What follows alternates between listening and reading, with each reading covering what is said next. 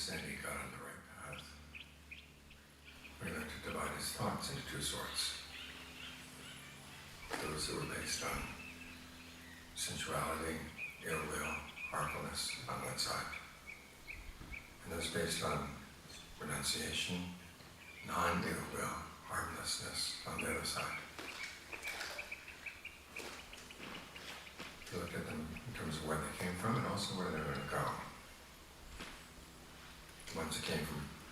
unskillful thoughts would lead to harm for himself or to others. Those based on skillful thoughts would lead to lack of harm, actually lead to well-being of him and other people.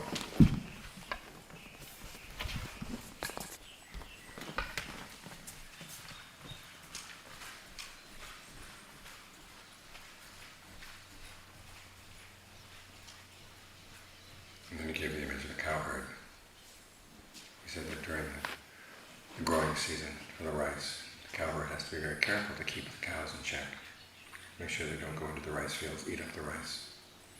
He has to beat them, drive them back, stop them,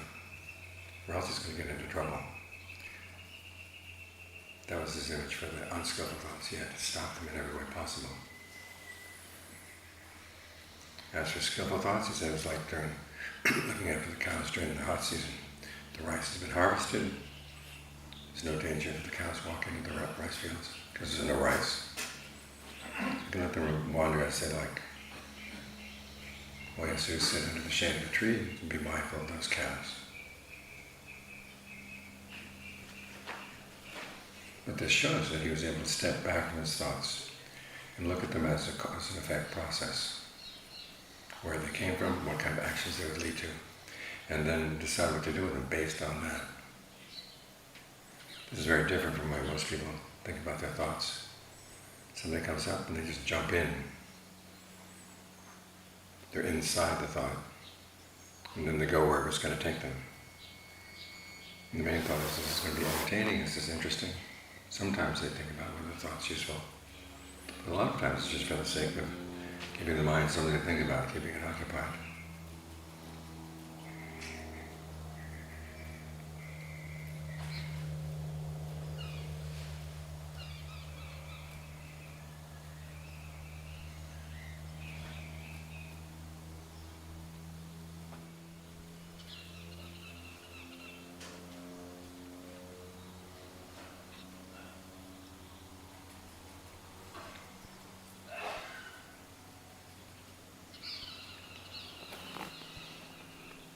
But as you said, you don't think about the consequences of your thinking, you're foolish.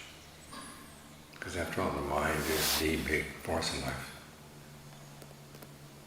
Everything falls on the choices of the mind. So you want to be really careful about what you choose to think about.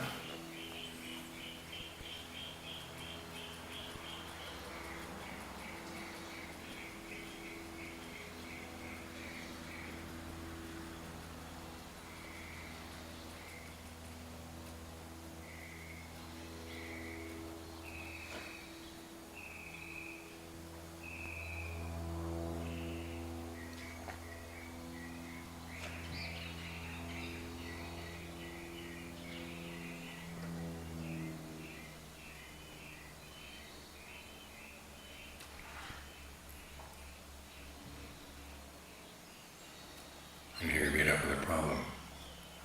Because some thoughts that you like to think about and they lead to good results, they're no problem. Thoughts you don't like to think and they lead to bad results, they're no problem either. The ones that are difficult are thoughts that you like to think about but will lead to bad results down the line. And the thoughts you particularly don't like to think about, the efforts you don't like to make, but will actually give rise to good results if you follow through with them. Those last two ones, the bodhisattvas, are a measure of your discernment, a measure of your wisdom. Because you've got to learn how to make yourself want to think the things that are skillful, even though you may not like doing them, and want to stop doing things that are unskillful, even though you may like them. Wanting here is important. As the Buddha said, all things come from desire. In other words, desire in and of itself is not a bad thing, but some desires are skillful and some are not. And you have to learn how to distinguish between the two. And then cultivate the desires that will be skillful. And say no to the desires that will not. You have to teach yourself to want to do what's skillful. This is an important part of right effort. That's what it calls generating desire. It's a matter of your motivation.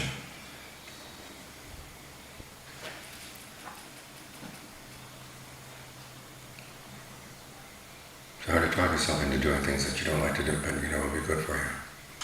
What kind of principles do you use? The number one principle the Buddha said is heedfulness. It's remembering that your thoughts are important. Just because other people don't know what you're thinking doesn't mean they don't have consequences, your thoughts.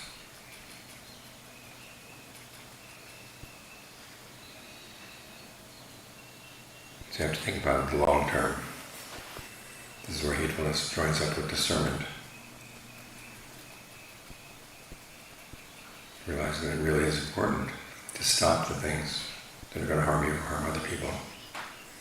And make yourself think about that harm quite a bit until you realize I really don't want to go there. As for things that are hard to do but are going to get good results, you have to make yourself want to do them. And here again, you have to think about your motivation. I remember reading a Dharma talk by a monk one time saying that to get your mind in concentration, you have to desire to do it. And there has to be a sense of self in that desire. Therefore, wanting concentration is a bad thing. As if every sense of self were a bad thing. That's missing the point entirely. You first have to learn how to use your sense of self carefully, skillfully. Then at the end of the path, when you don't need it anymore, then you let it go. But in the meantime, you need it to remind yourself that yes, it will be you receiving the results of these actions. Either in this lifetime or some future lifetime. So if you care for yourself, you're not going to let yourself do things that are unskillful. It's a combination of heedfulness and compassion. We have enough suffering as it is in this life. Do you want to add more? Some people feel, well, I've made a lot of merit. I can afford to have a little bit of unskillful thinking in my life. It won't be too bad. But it's like making a cake and then putting sand in the icing. The grains of sand are small, but they make the icing unpleasant.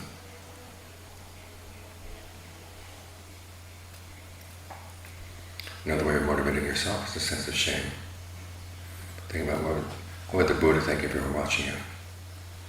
This is called a healthy sense of shame.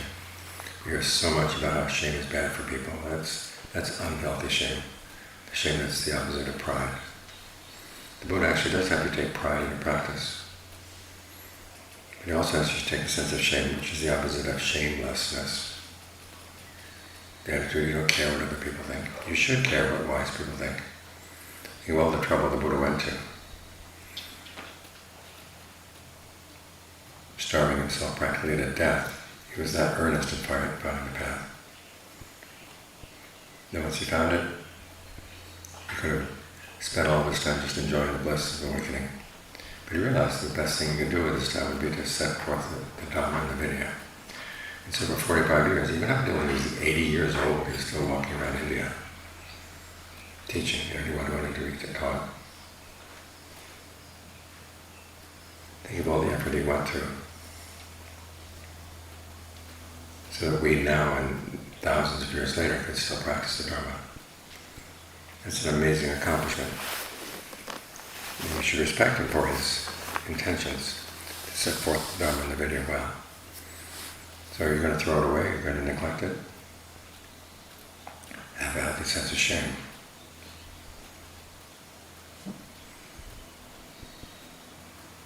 Or you can take inspiration. People in the past who had lots of different problems in their lives, but they're all able to benefit with no limitations in terms of their gender, in terms of their level of education, their level in society. People of all kinds can practice the path. They've gotten good results. They've had to go through hardship. You figure, well, they went through hardship, I can do that too. That's through a sense of inspiration. There's a story in the canon of a monk who's out in the wilderness. And he's sick. He's wondering, should I go back into the city to find a doctor? Then he thinks of the great Ajahns of the past, the great noble disciples of the past. They cured their illness with the 7 factors for awakening and the 5 strengths. His attitude was, if they can do it, I can do it too. So what this comes down to is that right effort, the effort to develop what's skillful and abandon what's unskillful, lies a lot in how you talk to yourself, the kind of reasons you give for making choices. So ask yourself, whose voice is making the choices in here?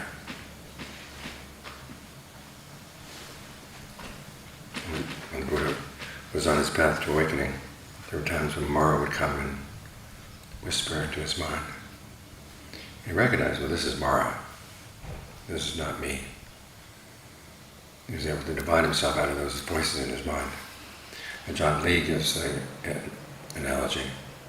saying that you have all kinds of other consciousnesses in your body. There are all the different worms and germs in your body. Maybe you have some karmic debts with them. Maybe they don't mean you well. Maybe as they go through your bloodstream and go through your brain, they drop off little thoughts that are really not in your best interest. So just because a thought comes into your mind doesn't mean that it's your thought. And it certainly doesn't mean that you have to follow through with it.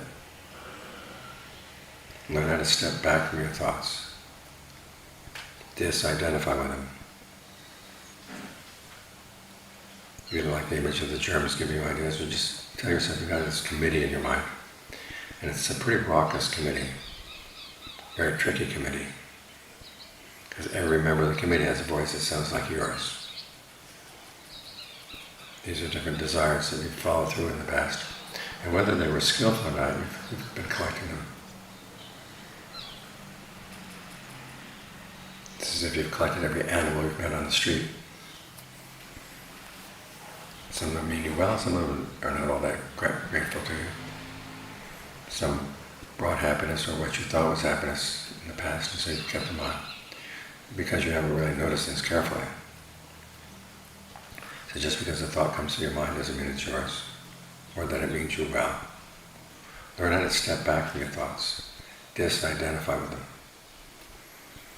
and then look at them. Which ones are going to be the skillful thoughts that will actually encourage you to be skillful in your actions, and which ones will be the opposite. Encourage the former, discourage the latter.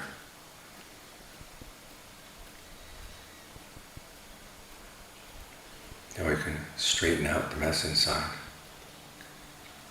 So you don't keep on doing things that will be for your long-term harm. As the Buddha pointed out, when you do things that are for your long-term welfare and happiness, it's not necessary that you take anything away from anyone else. Because these activities are like generosity, virtue, all the skills you develop through meditation. Those cause harm to no one. And those are all a path that's open to us all the time. That's something you should always remember, that regardless of how difficult things are, there's always a skillful way of acting, a skillful way of speaking, a skillful way of thinking that doesn't cause any harm. Tell yourself you want to find it.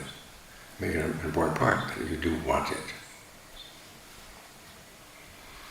Because an important part of discernment is wanting.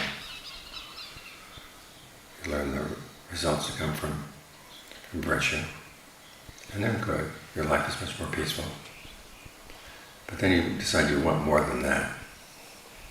That desire is then your motivation to get the mind into concentration. As when the Buddha himself noted when he was defining his thoughts into 2 types. If he confined himself to thinking nothing but skillful thoughts, it wouldn't cause any harm, but it would tire him out. He just kept thinking. So he stilled the mind, got it into concentration, got it thinking about one thing, the breath. That way the mind was able to gain strength. Then when he gained strength and concentration, he wanted something better than that. So he developed this discernment that enabled him to see the Four Noble Truths, carry out the duties of gainful awakening. So don't think that desire is bad. That's an important part of right effort. You have to want the peace that comes from virtue, want the peace that comes from concentration, want the higher peace that comes from discernment. Then you're likely to develop it. It doesn't happen on its own.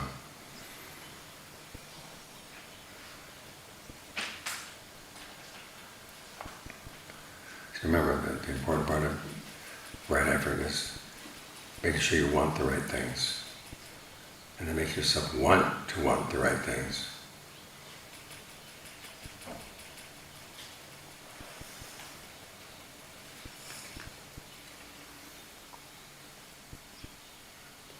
When you understand that principle, then you're going to be on the path.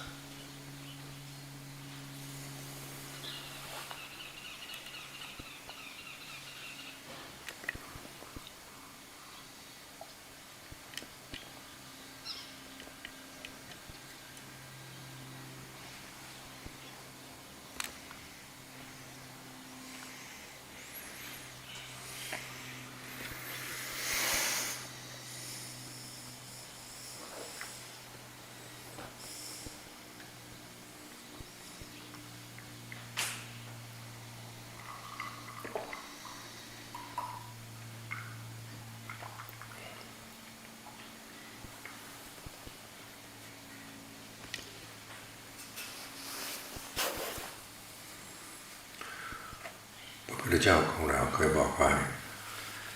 ท่านได้พบหนทางที่ถูก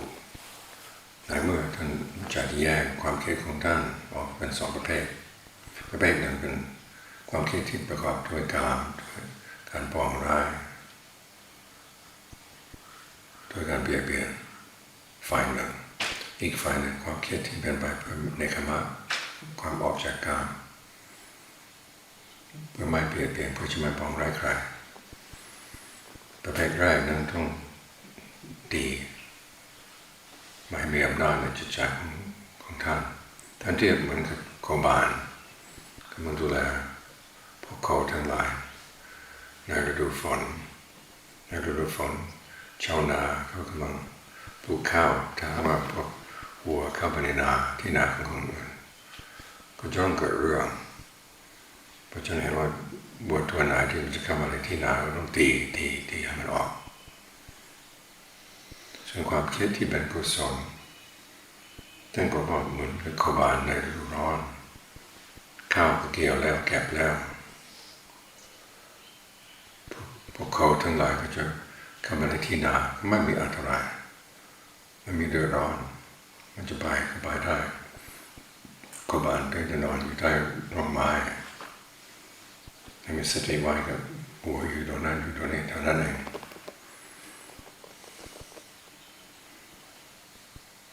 ก็ต้องรู้จักแยกตัวท่านออกจากความคิดที่ความคิดพูดขึ้นมาในจิตใจของท่านถ้าไม่ได้ว่าจำเป็นต้องคิดแต่ถ้าไม่ได้เข้าไปในความคิดนั้นท่านแยกตัวออกมาดูว่าความคิดเป็นนี้มาจากไหนแล้วมันจะไปไหนหมายความว่าออกจากสภาพจิตแบบไหนออกจากกิเลสจิตที่ไม่เป็นกิเลสแล้วถ้าทำตามมันจะมีผลยังไงบ้างข้อนี้สำคัญมากคือคุณสมบัติความคิดอะไรพูดขึ้นมาในจิตใจของเราเข้าไปในนั้นมันเป็นโลกอีกโลกหนึ่งถ้ามันปรากฏขึ้นมาพับเราเข้าไปเลยเล่นบทบาทนั้นจนมันหายไปแล้วก็เอาความคิดอื่นเข้ามาพูดขึ้นมาแล้วเข้าไปที่จะเรียกว่าพบบางทีก็ทำทั้งวันที่เราไปเที่ยวในพบไม่ได้หมายถึงว่าเฉพาะตายจากโลกนี้ไปโลกอื่นที่จริงจิตใจของเรามันอยู่ในโลกของตัวเองโลกทั้งหลาย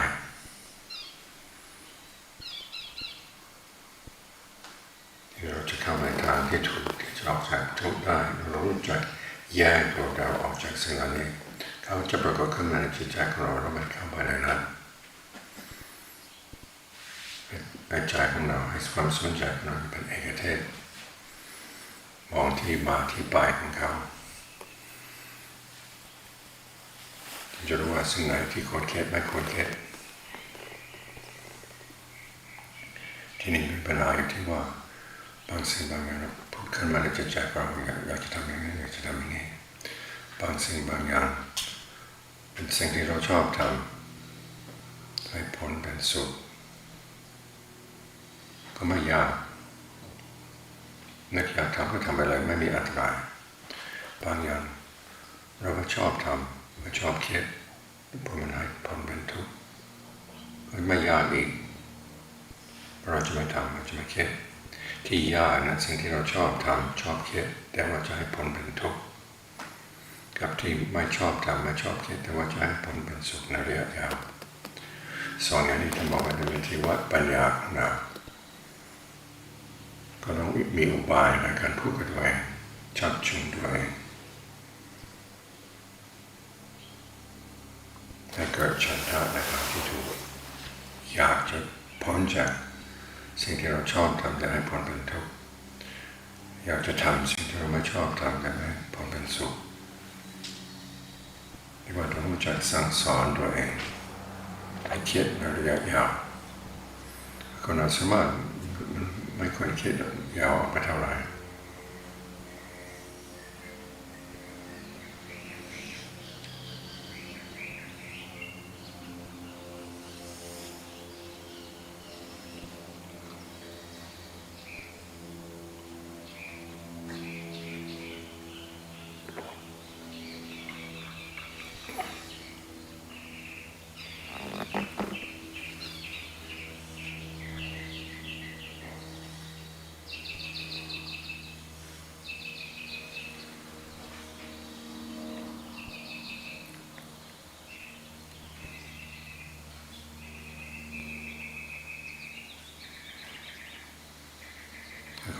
คนเราส่วน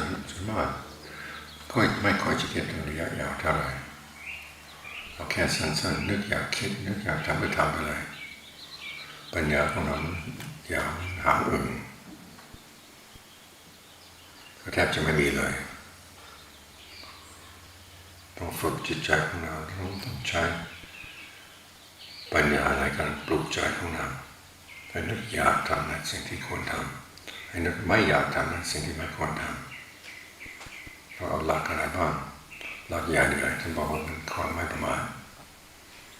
ในคนประมาทก็ไม่สนใจระยะยาวเอาปัจจุบันเราแค่นี้ก็พอแล้ว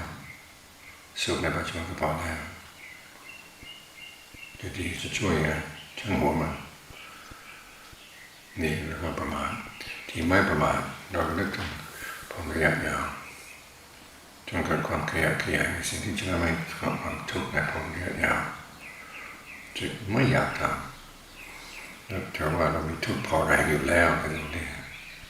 เรื่องอะไรจะเพิ่มทุกข์ให้อีกอย่างคือใช้กรุณานึกสงสารตัวเองนึกสงสารผู้อื่นเราจะเกิดมาเป็นมนุษย์มีจิตใจมนุษย์พอคิดนู่นคิดนี่ได้เราจะใช้ในทางที่จะสร้างความทุกข์ให้ตัวเองจะสิ่งคิดมันทำไมไม่สงสารตัวเองบ้างเลย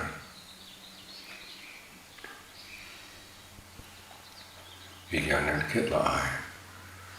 แต่พระพุทธเจ้าแสวงหาโมกขธรรมแทบเป็นแทบตายก็จะได้ผลได้หนทางที่ถูกใช้เวลาเป็นปีๆพอได้มาแล้วที่จริงมีเสียที่จะอยู่สวยมุที่สุดแล้วต้องไปสองขาไม่ต้องไปลำบากกับใครท่านมีจิตใจต่อสู้เห็นว่าธรรมะนี่สิ่งที่ล้ำค่าเราจะสอนให้คนทั้งหลายที่เราพอจะได้ผลบ้างตั้งธรรมวินัยไม่ใช่เฉพาะคนในสมัยนั้นพระพุทธเจ้าบางองค์ถ้าไม่ได้ปัญญาได้วินัยไม่ได้ปัญญาประสูติเรียกว่านั่งภาวนากันจะบอกกับพระที่อยู่ด้วยกันนะว่าโยมที่อยู่ด้วยกันให้ทำใจนี้นะอย่าไปมองตรงนั้นนะให้มองตรงนี้นะก็ได้ผลดีในชาตินั้นคนรุ่นนั้นแต่รุ่นต่อไป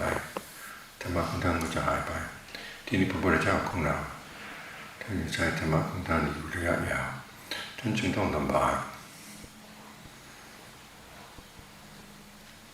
สอนพระสูตรให้คนเขาท่องได้จำได้ตั้งทวินัยเป็นข้อๆไปเลยพอที่เราอ่านในวินัยก็เหนื่อยแทนท่านพยายามตั้งธรรมวินัยเป็นไปเพื่อความสุขของเขา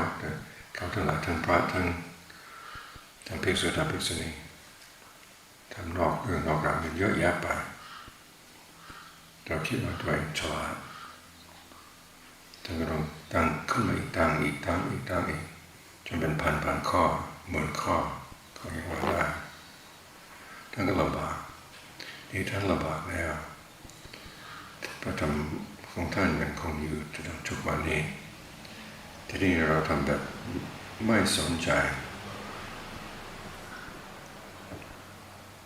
ไม่ทำให้มันสมคุณค่าของธรรมะมันน่าเสียดายไหมน่าละอายไหมคิดอย่างนี้ได้เราก็จะกระตือรือร้นอยากจะทำ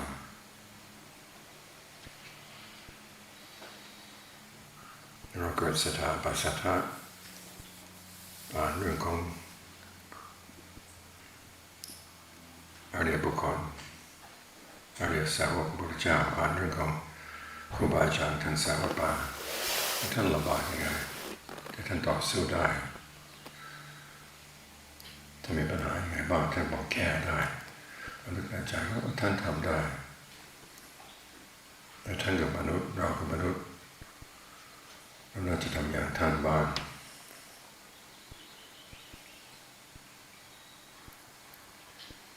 อย่างมีในพระสูตร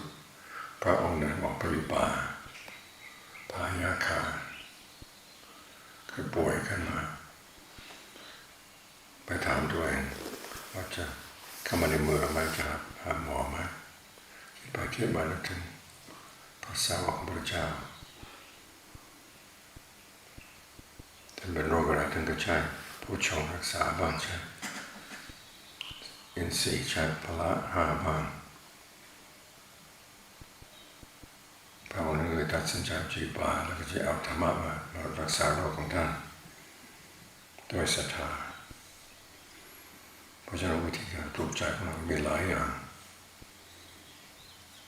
ด้วยความไม่ประมาทด้วยความเอ็นดูกรุณาด้วยความละอายด้วยความปัสสัทธะแล้วแต่อันไหนจะได้ผลแล้วก็ใช้มันได้ก็สำคัญก็ให้รู้จักปลุกความอยากไม่ใช่ว่าความอยากจะเป็นสิ่งที่ไม่ดีตลอดไปความอยากบางอย่างสร้างทุกข์ได้ความอยากบางอย่างก็เป็นส่วนหนึ่งของ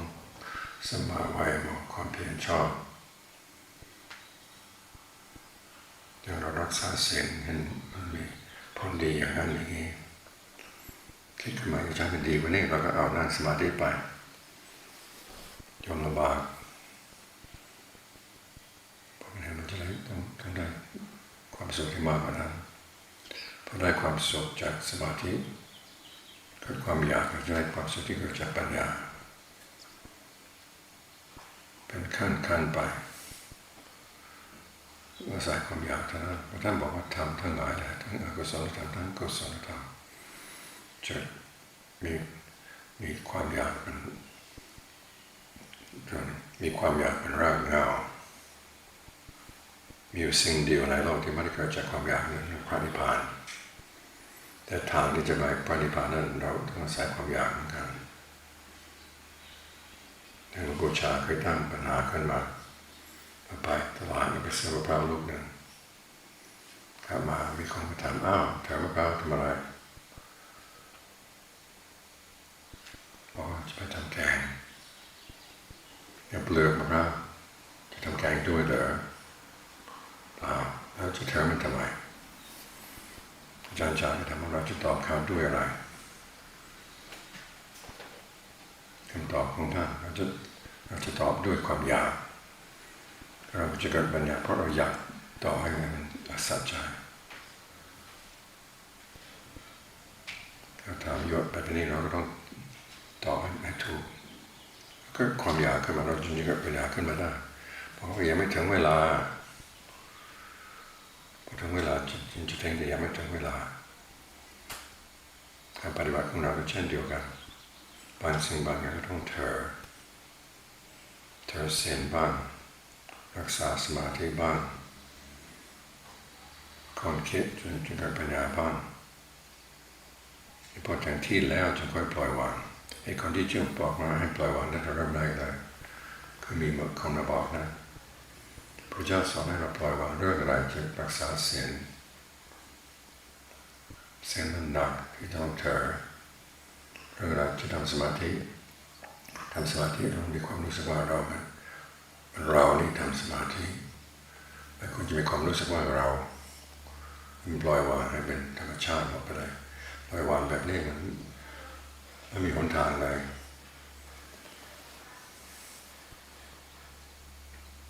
มันอยู่ในป่าถ้ามันมีหนทางที่จะออกจากป่าได้มันก็แย่ที่ท่านบอกว่าทางแบบนี้อาศัยความอยากจึงจะเดินตามได้เราจะให้รู้จักแยกออกไปความอยากบางอย่างเป็นอกุศลความอยากบางอย่างเป็นกุศลมันความรู้สึกของเราที่มันมีตัวเราวันนี้เป็นเราที่เป็นของเราบางอย่างมันก็เป็นอกุศลบางอย่างก็เป็นกุศลอย่างข้อปฏิบัติของเราปฏิบัติเพื่อความสุขของใครเพื่อของเราถ้าใครจะไปพูดว่าปฏิบัติเพื่อเราจะรู้จักสร้างตัวเราขึ้นมาเป็นกุศลพอถึงปลายทางแล้วจะวางได้แต่เราที่เดินทางเราต้องรู้จักใช้ความอยากก็เช่นเดียวกันพอถึงพระนิพพานแล้วต้องวางได้ทุกสิ่งทุกอย่างยังเคยมีพราหมณ์คนหนึ่งก็ไปหาพระอนุนที่อยู่ในอารามถามว่าที่ท่านปฏิบัติเพื่ออะไรพระอนุนก็บอกว่าก็ปฏิบัติเพื่อที่จะกำจัดความอยากข้อปฏิบัติของท่านเป็นยังไงที่จะถึงความหมดอยากได้พระอนุนก็ตอบด้วยอธิบายสี่ข้อแรกฉันทะพระพราหมณ์ฟังแบบนี้ถ้าเป็นองค์ตาที่ไม่มีถึงจุดปลายจุดหมายปลายทางไม่ได้ เพราะอะไรจุดถึงความไม่มีอยากด้วยความอยากมันเป็นไปไม่ได้พระอนุนก็ย้อนถามที่พราหมณ์นี่มาอารามก่อนที่จะมาถึงแล้วมีความอยากที่จะสมาไหมก็มีพอถึงอารามแล้วความอยากนั้นอยู่ไหมเปล่ามันหมดไปแล้วพอมาถึงแล้วความอยากในการปฏิบัติก็เช่นเดียวกันในระหว่างที่เดินเรารู้จักปลุกความอยากในสิ่งที่ถูกอยากจะละสิ่งที่เป็นอกุศลพอถึงที่แล้วถึงที่สุดแล้วความอยากไม่ต้องใช้แล้วปล่อยวางได้ทุกสิ่งทุกอย่างเพราะฉะนั้นเรารู้จักปล่อยวางเป็นขั้นไปเราแรกเราปล่อยอกุศลยึดในกุศลเจริญกุศลถึงที่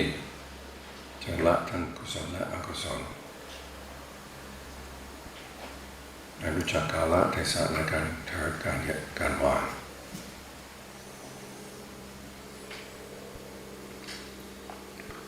เราจะถึงปลายทางให้สมใจได้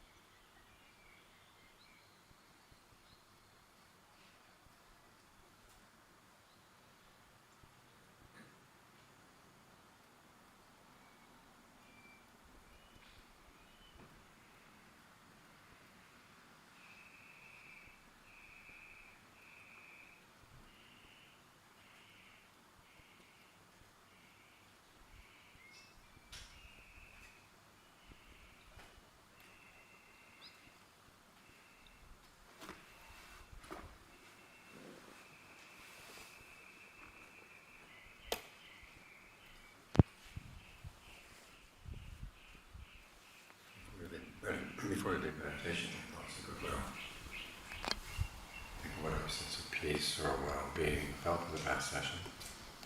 dedicated to others. Either specific people you know are suffering right now, or to all living beings in all directions. May you all find peace and well-being in our hearts. ก่อนที่จะออกจากภาวนาและแผ่เมตตาให้นึกถึงความสงบสุขที่เราได้รับในระหว่างที่ภาวนาอยู่นี้โดยที่ให้ผู้อื่นโดยที่แบบเจาะจงก็ได้โดยที่ทั่วไปก็ได้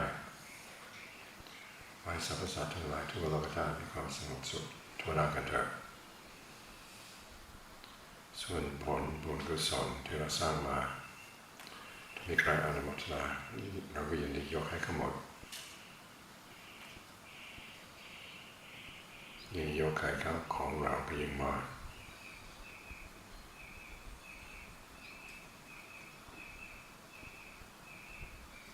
ถ้าเทียบเหมือนกันจุดเทียนเรามีเทียนจุดอยู่ในมือคนอื่นเขามีเทียนที่ไม่ได้จุดเราเอาเทียนของเราไปจุดเทียนของเขาความสว่างของเทียนของเราไม่ได้ลดลงความสว่างที่รอบตัวเรามากขึ้น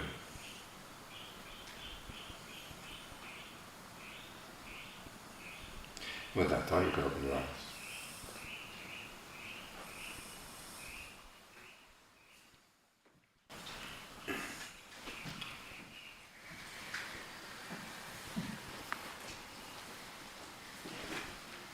Any questions? มีคำถามไหมครับ อาจารย์คะท่านอาจารย์ขอท่านอาจารย์เมตตาวิธีที่จะป้องกันวัวเข้ามาในที่นาของเราหรือจะมีวิธีไหนที่จะไล่วัวออกไปให้ได้ผลที่สุดเจ้าคะเมตตาตัวเองบ้างโง่ไปเก็บด้วยนี่แล้วมันจะได้ผลประโยชน์ยังไงบ้างแต่ถ้ามันเศร้าๆก็ทิ้งมันไว้สักพักนึง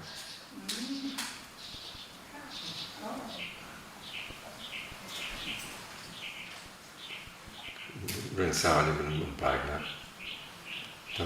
ไม่สะใจมันก็หมด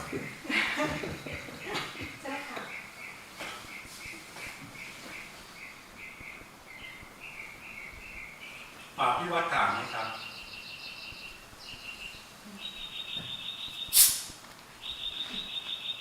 กราบนมัสการท่านอาจารย์มีปัญญาในธรรมหมายถึงอะไรปัญญาในอะไรในธรรมปัญญาในธรรมปัญญาในธรรมเอาไอ้ความฉลาดในการที่จะบอกตัวเองว่า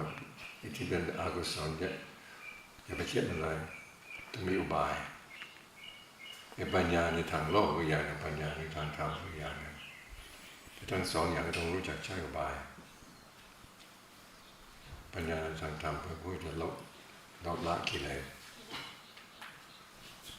ปัญญาในทางโลกก็เพื่อจะเพิ่มกิเลส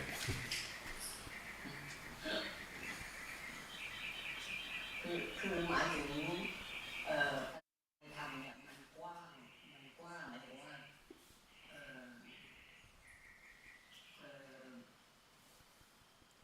คือทำทุกอย่างที่จะให้พ้นทุกข์ปัญญาเพื่อความพ้นทุกข์ใช่แล้วทีนี้เราได้มาอย่างไรหมายถึงว่าเราได้มาจากการที่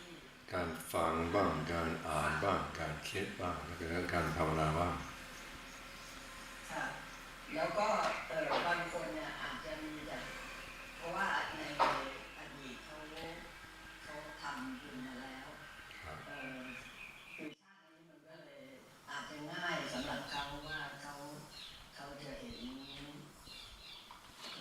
หมายถึงว่ากุศลและอกุศลคือเร็วกว่าคนอื่นแบบนี้แต่ว่าเป็นสิ่งที่อบรมได้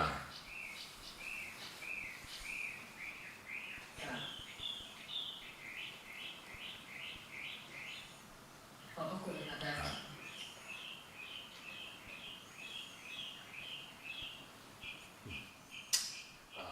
Ajahn, can I ask, I've been running into a problem with my meditation where I get into a state that's very calm and peaceful, but the mind you kind of blank out, and you kind of get into a state where the mind's still doing something, but you can't see what it's doing, and you're kind of in this kind of peaceful, hazy state of, there's like a lack of mindfulness. Yeah, it's called delusion concentration. Yeah, and so I can get into that state pretty easily sometimes. Okay, what you got to do is as soon as it starts getting calm and peaceful, you've got to give the mind work to do. Yeah. Start thinking about the breath through all the different parts of the body, down to the fingers, down to the toes, in the light detail. And giving it something to do will allow it to be more energized. It'll be more energetic, but as long as what you're doing is within the body, you're okay. I've gotten to a state where, similar to when like I woodwork, and I'm very like, I'm calm, but I'm also very like attentive to what I'm doing, but it's also because I'm doing something with the wood. Yeah. So in this case, you're doing something with the breath, and you're doing something. The trouble is, I think sometimes I find it difficult because the working with the breath is very like, how do I say, immaterial, but I like getting to do something with my hands. I know that's something that my mind likes to do. Then think about the bones in your body. Start with the bones and the tips of the fingers. Go up joint by joint by joint by joint, up to the arms, up the shoulders. Then start again at the toes. Visualize the bone as where do I feel the area where that bone is right now. Kind of relax it, and then move on to the next and the next. So trying to bring interest to something you don't normally get interested in, Right. but trying to figure out. Hey, this is your body. You've been walking over this all the time. I've been breathing, but Yeah. you breathe your whole life, but And you're not really paying attention to it. Yeah. I'm mal applaud China.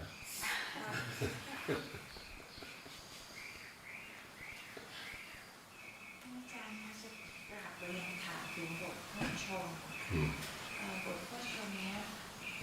ได้ทราบว่าเวลาที่พระพุทธเจ้าป่วยใช่ไหมก็มีพระจุนทะ ท่านสึกพระพุทธเจ้าท่านก็ค่อยมีช่วยหรือหายจากอาพาธแล้วก็เวลาที่เราทราบว่าใครป่วยเราก็มักจะให้สวดโพชฌงค์ให้เขาด้วยโยมก็เคยเข้าใจว่าบทโพชฌงค์นี้เราสวดเวลาที่เราป่วยหรือเราสวดให้ผู้อื่นฟังเขาจะเข้าใจความหมายแล้วก็เขาก็จะค่อยๆพิจารณาธรรมแล้วก็คลายก็เหมือนกับหายป่วยแต่ในกรณีที่เราสวดให้แม่อยู่ที่นี่แม่อยู่เมืองไทยเนี่ยมันทำงานยังไงแม่หายป่วยถ้าเกิดคนที่ฟังก็ต้องเข้าใจแล้วก็ทำใจให้ตามด้วยมันจึงจะได้ผลแต่คนที่ไม่ได้ยินไม่ได้ฟังไม่ได้ฟังหรือไม่เข้าใจเลยมันก็เป็นอย่างนั้นแหละไม่ได้ไม่โยมก็เข้าใจประมาณนั้น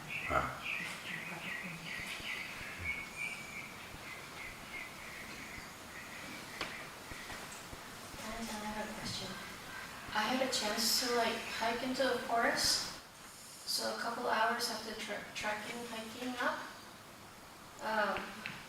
the mind gets really quiet also because it's constantly paying attention to every step, and you can't afford to misstep or slip. It gets to a point that it gets really quiet and really peaceful and really light. And I felt very free, and I start thinking, what is it that makes me feel that way? So I found a spot and sit there to meditate for an hour, and the thought that came to me was Venerable Mahakasapa, where he was refreshed by the forest. But then I'm thinking, I'm watching fabrication, or perception, because everything was beautiful, luminous, right? So what is it that we were supposed to I'm trying to ask how, why, what makes it feels that way. Was it the energy of the forest? I'm definitely not in jhana, I know for sure, because I freaked out at the centipede that crawled on my legs.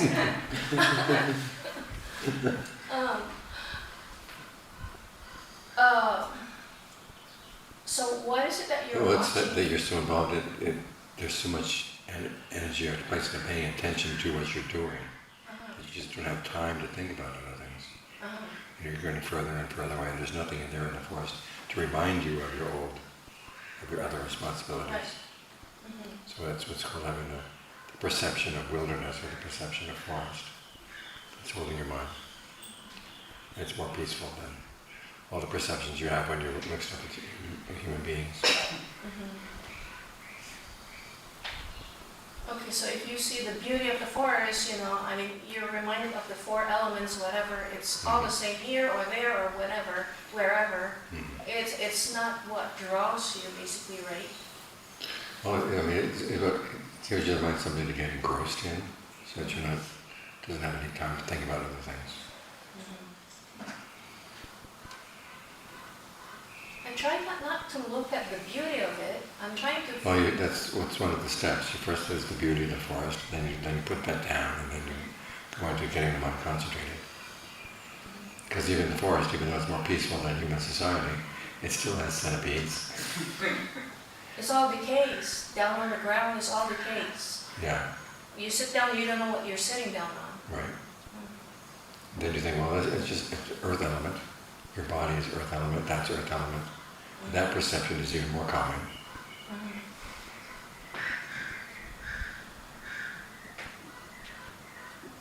Try that the next time.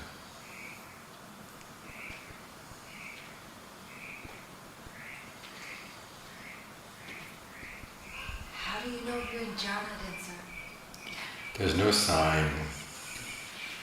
But you come out and you go, okay, my mind is really quiet. Put a post-it note on it. Maybe that's Anne's first jhana. And then when you get to the part finally when the breath stops, you're sitting there perfectly still, but you're not breathing. So you know that's the fourth jhana. Then you can rearrange the post-it notes. When I get to that, I feel like the breath ceases towards this, but then I remember it gets tight here and I... No, you don't want it to be tight. That means you're forcing it to stop. But I consciously, I was conscious to not do that on my own. But I feel like it's come to that point. Well, there's something subconscious about it.